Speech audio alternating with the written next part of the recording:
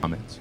We ran into a buzzsaw today. We ran into a really good team. They were well balanced today. They hit us with a lot of different things, and our kids fought. They competed for 40 minutes. And I could be no more proud of a team than I am of this team. So, it wasn't our day, but we live, we learn, and we improve.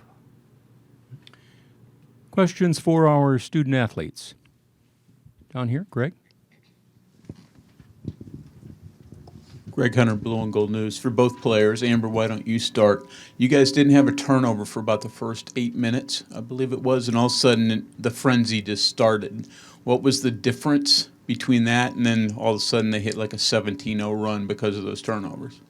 Yeah, I think going into the game we were very prepared for what they were going to show us, and I think we were executing that at the beginning, and I think maybe we had like one or two, and it kind of just was a domino effect at one point. But I think that also was part of like the momentum. They were getting more momentum, scoring off of the turnovers as well, which doesn't help. But yeah, I totally agree with Amber. Any other questions for our student athletes back in the back? Josh Shaver with Byam University. For both of you, if you could just talk a little bit about what was it like to play in front of a crowd in an atmosphere like this? With a packed arena, it was very much the epitome of what March Madness is all about. I mean, I really enjoyed it. We never played for such a big crowd as we had today. We came running in and everyone was screaming boo. And honestly, it was motivation to me. I was like, we're locked. Everyone was just, we were just synchronized after that. It was super nice. I'm very glad actually that we had this crowd. yeah. I mean, it was one of the biggest crowds, or the biggest crowd that I've ever played in front of. But just going forward too, like these are great experiences that we can learn from, and like we're both going to be here next year, so it's going to be great things to use for our future as well. Mike? Mike Osti, West Virginia Sports Now. You had a lead at one point early in this game. What do you think led to it just kind of unraveling and you never able to get it back? And then, simply put, have you ever faced a defense like this? Because their defense sparked their offense, and the defense is kind of the calling card of this team. I mean, we had a lead, and then they had an 8-point lead in the first quarter. And I think we did a really good job in the beginning with our offense and their defense. And I have to say, like, they did pretty well. Like, we never played against someone that plays defense like that. So at some point, we're just trying every time. And I have to give credit to them, too. Like, they did pretty well, and we could just not execute at the right time. Yeah, I mean, I think a lot of basically what she said, too, and their momentum was just for them, and I felt like we kind of there was that one spread where they got a lot of turnovers in a row, and I feel like we couldn't really get our way back after that. We did get the lead at one point, but I mean, I think they just kind of took control. Right here. Chris Vogt, Journal News, and the report of I for both of you. We'll start Amber first. Amber, collectively, you're going to come out of this feeling what this year? I'm going to be proud of our team. I mean, I think we still accomplished a lot. We won 2 MAC championships, regular season and tournament, and I think coming into this, like, this is still a great experience for all of us, and this is everyone's childhood dream just to be here. But I mean, we're going to learn from all these experiences as well and keep that momentum going into next year as well.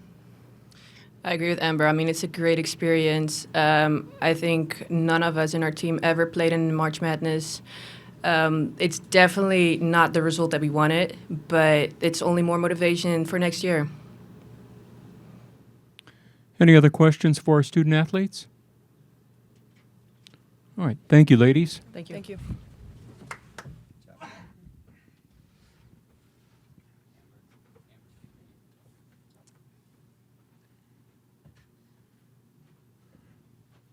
Okay, we'll open it up now for questions for Coach Box. And we'll start with Greg. Greg Hunter, Blue and Gold News. So, Coach, sort of follow up with what they were talking about, that run that West Virginia hit. what led to that? Were there some things you didn't do, or was it just sort of a little panic on your situation? No, What happened there? I don't think, in fairness, in being factual here, we didn't panic at all. That's not what got us. What got us was, I think I called a timeout, and I looked at the clock, and I saw when we were close to the half court, and I saw 22 on the clock, and then by the time we got the timeout, there was 21 on the clock, and we had 1 second as opposed to 2, and we just didn't execute. I mean, it was something we had to draw up, never being in that scenario, and that propelled them. They obviously scored. They jump-started their press. They got excited, and that's all they needed because, they're a good team, and when you have this kind of crowd, you have to give them credit, but you have that kind of crowd, there's a different type of a bump that you have. They have a different kind of energy, and it just propelled them into multiple turnovers on our end. To your credit, or to your question in regards to like panic, we didn't panic. We got disorganized, and it was just, I think that's what can happen. If your pieces aren't right. And that's what happened. We had a stretch right there where we just didn't get our pieces where we needed to get them. And it just kind of snowballed right before the half. And then I think, we missed a layup, and then they came down again. And so it just kind of just snowballed. And, they're a good team. You got to give them a lot of credit. They don't need any extra help. And, I kind of gave them a little extra help. I gave them a bump, gave them credit. Any other questions? Okay. Coach, with the recent news of your contract extension and the amount of experience set to return next year, how do you take your experience this week and today into next year? Well, we talked about the same thing. So, you just asked my kids about, about the experience here. And we had a similar experience last year in the WNIT. It was a WNIT. It gave us postseason experience. These two got to play along with Tamara and Nudia, and you saw, they were able to take that into this season, and we were able to do some great things. The next thing I think with us right now is simply, everyone's saying the same thing. It's simply retention. We feel good about our team. We feel good about our pieces returning. Despite everything that we know is out there, we feel pretty confident.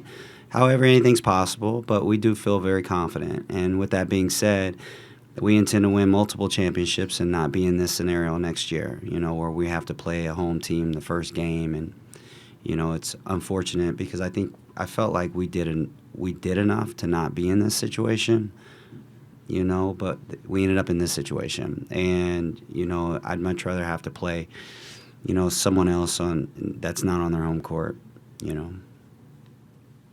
Down here. Nate Skinner, the Daily Athenaeum. You think about the importance of the last 5 of a half and the importance of the first 5 and a half. How frustrating can it be when you don't start the second half the right way? It'd be very frustrating. We needed to come out. We talked about cutting the lead, getting it under 10. And things just didn't work out. They made plays, they made play after play, they made shots, they made tough finishes. They got fouled. And then, they're a load inside, so they hit us with a lot of different type of punches today. And our kids, I think fatigue kind of played a factor over time. Tamara had to play a lot. She had to do a lot for us today, even more than normal, I felt like. And it just kind of wore on her. It kind of wore on the team, and we weren't able to. I don't know, to come out to your aunt's question, we weren't able to really come out in the second half with the same juice that we needed. Right here. Cooper Meneghetti, the Miami student. Coach, you talk about being an emotional guy, and I know you have strong emotional connections with your players. What have these seniors meant to you in this being their final game? Well, here's the thing. All these seniors that we have, they were all transfers. With that being said, I feel like I got as close to the kids as you could get in 1 year, right?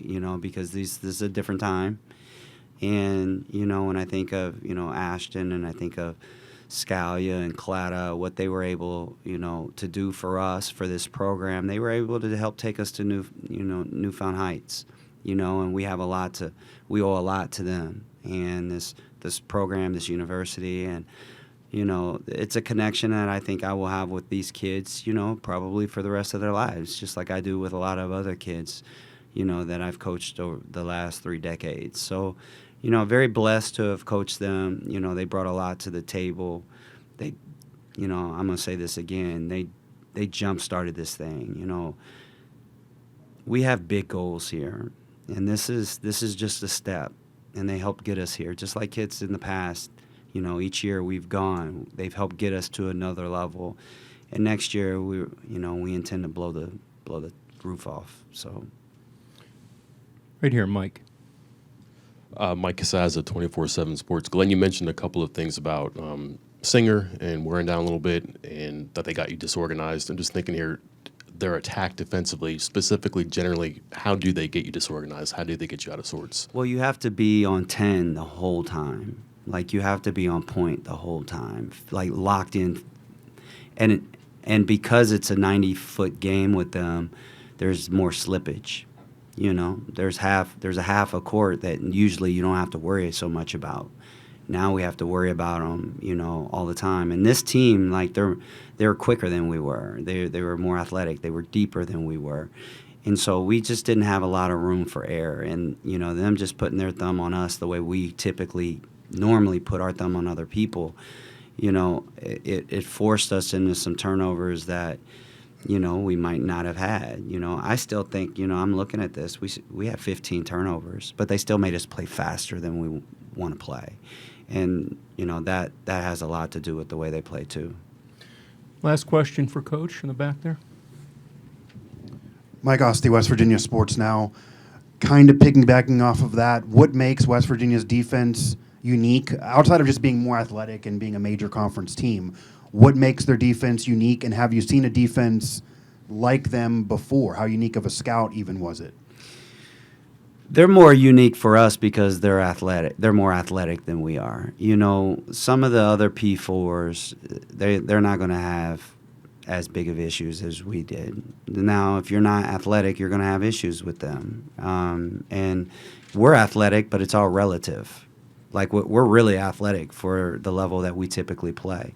So, you know, I would say that I've seen presses better, but I'm not discrediting them by any means. I think they're really good, and I think their pressure is really good. And you have to give those kids credit along with their coach. They've done a great job, and, you know, I'm just answering honestly. You know, they're a good team, man, really good team.